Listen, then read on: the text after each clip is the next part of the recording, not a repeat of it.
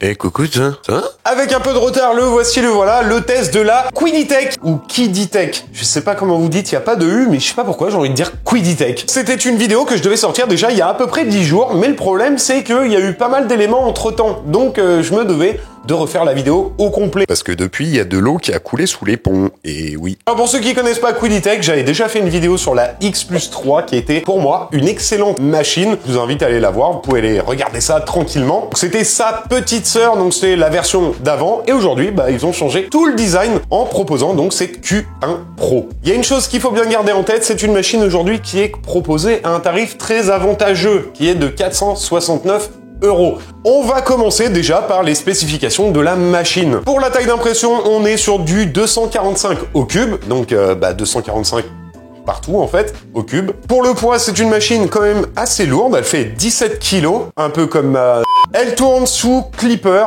maintenant un peu comme toutes les machines du marché, et elle a une mémoire intégrée de 32 Go, donc ce qui est quand même relativement pas mal. Elle est équipée d'une tête Direct Drive, et la tête propose donc un détecteur de fin de filament, mais ce n'est pas tout, parce qu'elle propose aussi un détecteur de clogging, donc pour voir si votre filament ne reste pas bloqué pendant l'impression, et ça c'est cool. Donc c'est pas le cas sur toutes les machines, mais ce type de détecteur, c'est vraiment pas mal, parce que au moins comme ça évitera à votre machine de tourner dans le vide pour rien. Elle est aussi équipée d'une caméra 1080p qui va vous permettre de surveiller vos impressions. Donc avec cette caméra 1080p, vous allez pouvoir, grâce à l'application, malheureusement uniquement sur Android, donc je n'ai pas pu la tester, surveiller votre impression en temps réel, l'arrêter ou relancer si vous avez besoin. Donc ce serait pas mal de développer une application pour iOS quand même, parce que bon, il y a quand même beaucoup de gens qui utilisent un iPhone, quoi. Enfin, je dis ça, je dis rien. Le gros plus de cette machine, c'est qu'elle est équipée aussi d'une chambre chauffée. Et ouais, ça va permettre de garder une stabilité dans vos impressions. Donc par exemple, si vous avez des variations de température, vous imprimez dans un garage, typiquement, eh bien, vous allez avoir une stabilité de température à l'intérieur du caisson qui vous permettra d'imprimer des filaments très complexes. Donc l'élément chauffant se trouve juste ici. Et c'est en partie à cause de lui que j'ai dû refaire cette vidéo. Donc je vous en parle aussi juste après. Je me suis dit qu'un truc cool aussi, ça serait de prendre des mesures de consommation. Et là, quand la machine est en veille, on a une consommation d'à peu près 30 watts et en fonctionnement, on va être entre 230 et 700 watts. Ouais, parce que l'élément chauffant à l'intérieur va consommer beaucoup d'énergie, ce qui est normal parce que c'est un petit radiateur, donc la consommation va vraiment s'envoler. Mais ça va pas durer tout le temps parce que ça va chauffer et ensuite ça va garder la température à l'intérieur du caisson. Et aujourd'hui, on va pas se mentir que la consommation électrique, c'est un vrai sujet parce que ça coûte une blinde. Vraie histoire, avant j'étais à 160 € d'électricité, je suis passé à 700 €. Voilà. 700 € par mois. J'ai même coupé tous les chauffages. Voilà, on se caille. Et ça tombe très bien parce que c'est le moment de vous parler du partenaire de cette vidéo. Merci à notre partenaire qui n'est autre que Anker Solix. Mais avant de vous faire voir le montage des panneaux photovoltaïques, je tenais à vous montrer comment on a galéré pour les ramener jusqu'au local. Je suis avec Nico là. On est parti chercher un colis. Je suis dégoûté. La taille du truc, il est immense. C'est des panneaux solaires, mais je m'attendais pas à ce que ça soit des panneaux qui font moins de 2,50 m. Bon, appel à témoin, on est sacrément dans la merde. Ah là, ça ne passe absolument pas. C'est chiant. Ça y est, mon sauveur est arrivé. On voit ça en plus, flamingo la voiture. Merci à Julien, Cédric Tendance. Incroyable, mon sauveur, franchement. Une fois les panneaux ramenés au local, je me suis mis à faire l'installation. Et je peux vous dire que c'est plutôt lourd, environ 20 kg pour chaque panneau. Ouais, je vais à la salle, mais j'ai quand même galéré. Pour m'aider dans cette tâche délicate, j'ai fait appel à Nico, parce que les panneaux, non seulement ils sont lourds, mais surtout ils sont hyper encombrants. Donc on a commencé le déballage, et là, on s'est dit, oh, ça va être facile en fait. Donc on commence à emmener les panneaux pour aller les mettre sur notre balcon. Et c'est là que le début de la galère a commencé, parce qu'avec Nico, on ne bitait rien, absolument rien, parce qu'on s'attendait tout simplement à avoir une version qui devait s'accrocher au garde-fou de notre balcon. Et en fait, on a reçu une version qui s'installe à plat sur un sol. Donc, on a cherché pendant un petit moment, on n'a pas compris. Donc, ce que j'ai fait, c'est que j'ai envoyé un mail à Anker Solix qui m'a dit, ouais frère, c'est normal, c'est pas une version qu'il faut accrocher au balcon. Oh, alerte au Google! Alerte au Google, les enfants! Nico n'étant plus là pour m'aider, j'ai décidé de faire l'installation moi-même sur le balcon. Et je peux vous dire que j'en ai un peu chié, en fait. Déjà, il faisait un temps de merde. Et là, on me voit, dans le froid, sous la pluie, en train d'installer justement les supports pour mettre les panneaux à plat. Mais en vrai, l'installation est hyper simple, c'est juste des vis et des boulons à installer. On y va tranquille, je regarde la notice, peinard, je fais ça dans mon coin, tranquillement, et voilà, ça avance bien. Et ici, le premier pied est installé, ça m'aura pris environ 5 minutes, et maintenant, il en reste plus que 3. J'ai terminé d'installer les deux pieds sur mon premier panneau, donc je décide de les installer correctement. Maintenant, pour parler un peu plus des panneaux, ils ont une valeur de 1080 watts cumulée. On va ensuite brancher à une solar bank. Here I come. Oh. Alors effectivement, les panneaux, je les ai installés, n'est pas un endroit optimal pour avoir les meilleurs résultats. À la base, je voulais les installer sur la rambarde, mais il faut avoir des autorisations de la copropriété. Ça se fait pas comme ça, hein. Ensuite, je suis passé à la configuration de la solar bank. Pareil, avec l'application, ça prend 2 secondes, et là, déjà, tout était connecté, tout était nickel. Après quelques jours d'utilisation et un joli soleil, j'arrivais à produire environ 500 watts. Et ça fait plaisir même à ce pool. Une fois que tout est bien installé, vous allez pouvoir choisir de charger la solar bank ou alors d'utiliser votre électricité générée sur votre réseau domestique. Bien entendu, vous aurez de bien meilleurs résultats si vous l'installez sur une terrasse ou sur un terrain dégagé. Et cerise sur le gâteau, vous pouvez profiter en ce moment de 600 € de réduction sur votre première installation. Le lien est dans la description. Allez, on repasse au test.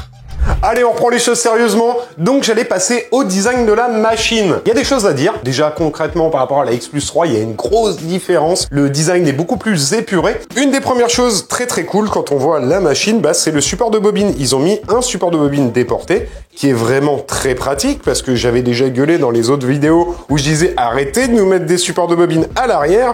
Et là, donc, on a un support de bobine déporté, mais regardez, bon, ça fleure pas non plus la solidité à l'extrême. Alors pourquoi n'avoir pas fait un petit support de bobine qui viendrait ici se caler pour mettre la bobine sur le côté?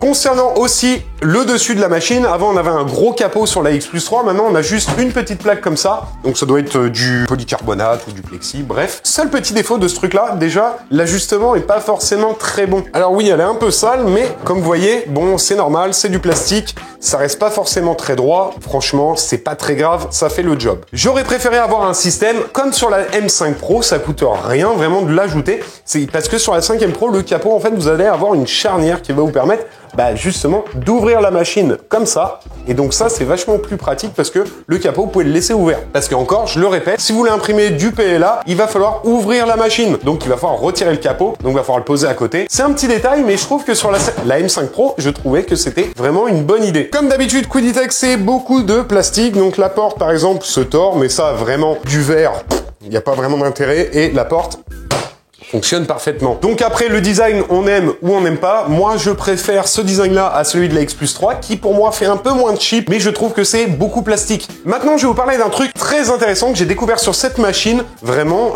on va dire comme ça, au détour d'un regard. J'ai trouvé quelque chose hyper intéressant. Je pense que Quiditech est en train de préparer un système AMS. La première chose que j'ai vue en ouvrant la machine, c'est qu'il y avait un mail écrit q1ams@quiditech3d.com. La deuxième chose, c'est que à l'arrière, nous avons un système pour nettoyer la buse avec un bac de récupération des déchets. Donc là, encore une fois, je pense sincèrement que Quiditech va sortir un AMS. Donc j'ai demandé à la personne qui s'occupe de la relation marketing qui a dit je ne sais pas. Elle m'a dit on n'a pas de contact avec le service technique, j'y crois pas du tout. C'est un peu souvent ça avec Quiditech, eux ils vont sortir des produits une fois qu'ils seront vraiment validés. Comme d'autres marques qui sortent des machines à moitié finies. Je ne citerai pas de nom. Tu veux dire bonjour? Bien. Bon, elle voulait vous dire bonjour. Regarde la caméra. Dis bonjour là-bas. Bonjour, je suis un chien et je suis relou. Donc maintenant, je vais vous parler de quelque chose que j'ai découvert. Donc pourquoi j'ai retourné cette vidéo? En fait, je suis tombé sur Twitter par hasard sur un tweet d'une personne qui disait qu'il y avait un risque d'électrocution avec la machine. Alors on dit électrisation parce que l'électrocution, c'est prendre une décharge électrique et mourir. Il y avait potentiellement un problème d'électrisation avec le système de chauffage de la chambre intégré à la machine. Donc pour vérifier tout ça, je me suis mis à démonter la machine. Donc il y a quelques vis à défaire et ensuite voici le module qui permet donc le chauffage de la machine. Donc je me suis mis à prendre des mesures en mettant mon voltmètre directement sur les ailettes de ce radiateur, et là on se rend bien compte qu'il y avait bien 240 volts qui passait à l'intérieur de ça. En suivant le tweet, j'ai trouvé le fichier donc Quiditech avait modélisé justement pour cet élément de chauffage, et là vraiment il n'y a plus vraiment de problème pour passer les doigts et risquer une électrisation. Et voilà le résultat une fois qu'il est installé. Donc avec ces grilles, on va vraiment pouvoir diminuer quasiment à zéro les chances de prendre une électrocution. C'est quelque chose à prendre en compte, vraiment. Il y a un fichier, vous mettrez dans la description, comme ça, si jamais vous voulez vous procurer cette machine, vous pourrez imprimer cette pièce-là. Et j'espère que sur les séries futures, en fait, Quiditech fera le nécessaire pour éviter ce genre de choses. Au niveau du bruit, c'est une machine qui fonctionne vraiment silencieusement. Et ça fait plaisir quand même. Pas un peu le bruit que faisaient par exemple les K1 qui, c'est infernal en fait. C'est plutôt bien isolé, ça fait pas trop de bruit. D'ailleurs, j'ai fait des relevés avec... comment on appelle ça déjà? Ouais, j'y arrive pas, je m'égare, je me perds. J'ai perdu le nom. Un décibelomètre? J'ai perdu le nom. Vraiment, trou de mémoire. Attends, je vais chercher. Je suis trop con. Un sonomètre. Ici, c'est le relevé de l'imprimante juste avant de lancer une impression. Et ici, vous avez l'imprimante en plein fonctionnement. Vous voyez qu'on ne dépasse à peine les 70 décibels. C'est toujours moins que quand mon gosse se met à chialer. Donc maintenant, on va parler de l'impression. Donc c'est une machine qui, sur le papier, donne 600 mm/s. Aujourd'hui, pour moi, l'argument de la vitesse, on va dire que toutes les machines vont relativement vite grâce à Clipper, grâce à leur système Core XY. Mais est-ce que c'est vraiment aujourd'hui un argument pour acheter une machine maintenant que tout le monde s'est vraiment positionné sur des imprimantes rapides? Je ne pense pas. Donc 600 mm/s, oui, je pense que ça peut y arriver, mais bon, j'ai un petit doute. Au niveau de l'utilisation de l'imprimante, c'est ultra simple parce que ils ont Quiddly Slicer. Quiddly Slicer qui est un dérivé de Prusa Slicer, parce que ce qu'il faut savoir, c'est que Prusa Slicer est un logiciel open source. C'est ultra pratique, on perd pas ses marques avec Prusa Slicer, sauf que vous allez voir que ça a une incidence sur la qualité d'impression. C'est là où la Q1 Pro pêche un petit peu parce que il y a des soucis au niveau du firmware et aussi du slicer. La machine en elle-même est bien fabriquée, est bien conçue, elle est solide. On est sur une base de la X+3, donc de toute façon, rien de relativement nouveau. Mais par contre, vraiment, en termes de firmware et en termes de slicer, on va attendre des mises à jour de la part de Quiditech parce que la qualité d'impression pour être vraiment supérieure. Je trouve qu'elle est en dessous de la X+3 en termes de firmware et en termes de slicer que Quiditech devait vraiment avancer sur le sujet parce qu'on a vraiment des petits défauts d'impression que je vais vous montrer juste là. Bien entendu, la première pièce que j'ai imprimée, c'est un BenchiBot parce qu'il était directement dans la machine, donc voilà, pourquoi se priver? Donc j'ai utilisé un petit filament très joli que j'aime énormément. Donc il s'agit du Flashforge Titanium Burn, donc titane brûlé. Voilà, ce qu'on peut voir, c'est que le print est plutôt pas mauvais, mais encore une fois, il faut pas se baser là-dessus parce que c'est un G-code qui a été optimisé par la machine et par le constructeur. On va voir qu'on a quelques petits défauts en haut, notamment au niveau des surplombs, mais sinon tout le reste vraiment c'est plutôt propre. Et surtout, je me suis dit, tiens, je vais en imprimer un deuxième, cette fois-ci avec un autre PLA, donc pour voir un peu la différence. Et comme vous pouvez le voir, le Benchy est très propre, mais encore une fois, sur les surplombs, il y a encore un peu de travail à faire. Mais sinon, dans l'ensemble, c'est quand même plutôt correct. On va retrouver beaucoup de défauts sur les surfaces qui sont plutôt plates, où on veut que ça soit assez lisse, donc on va avoir tout le temps ce défaut d'impression. Donc ici, pour illustrer ce que je suis en train de vous dire, en fait, j'ai imprimé une grosse pièce en XPETG, donc c'est un PETG, c'est un piège à loup d'ailleurs, que j'ai pas encore monté, et vous allez voir que sur les surfaces planes, on va avoir des défauts. On peut appeler ça des artefacts. Alors, est-ce que ça viendrait du firmware et surtout de l'input shaper qui permet donc de combler, on va dire, les vibrations de la machine, ou alors est-ce que ça viendrait du slicer? Là, j'ai pas encore ma réponse, j'ai pas cherché plus loin pour le moment, mais en tout cas, je vais vous faire voir un petit peu donc à quoi ressemblent ces petits défauts d'impression. Donc là, comme vous le voyez, sur une surface assez lisse, on se retrouve avec comme des artefacts. En fait, c'est pas un décalage de couches, vraiment. Donc ça rend vraiment les surfaces pas très belles. Ici, c'est totalement normal parce que je n'avais pas mis de support. J'ai imprimé la pièce comme ça. Je me suis dit, ça va passer. Et effectivement, ça passe plutôt bien. Mais regardez, j'ai du décollement. Donc peut-être un problème au niveau de la ventilation. Mais clairement, regardez, là, on voit que c'est un problème de vibration parce que c'était une pièce quand même assez grande. Donc je pense que tout cela peut être rectifié très facilement avec une mise à jour par Quiditech. Donc on verra ça par la suite. Donc j'avais imprimé aussi cette pièce qui est un lance-papier. Putain, je vais pas y arriver. J'avais imprimé aussi cette pièce qui est un lance-avion en papier. Waouh! Là, on va se rendre compte de ce que je suis en train de vous dire. Donc, ce n'est pas un décalage de couche, mais je pense vraiment que cela vient des vibrations. Une autre impression que j'ai fait en PETG, je crois que c'est la deuxième impression que j'ai fait sur cette machine. Donc, c'est un grinder. Ne me jugez pas, c'est pour un client qui voulait un prototype. Voilà.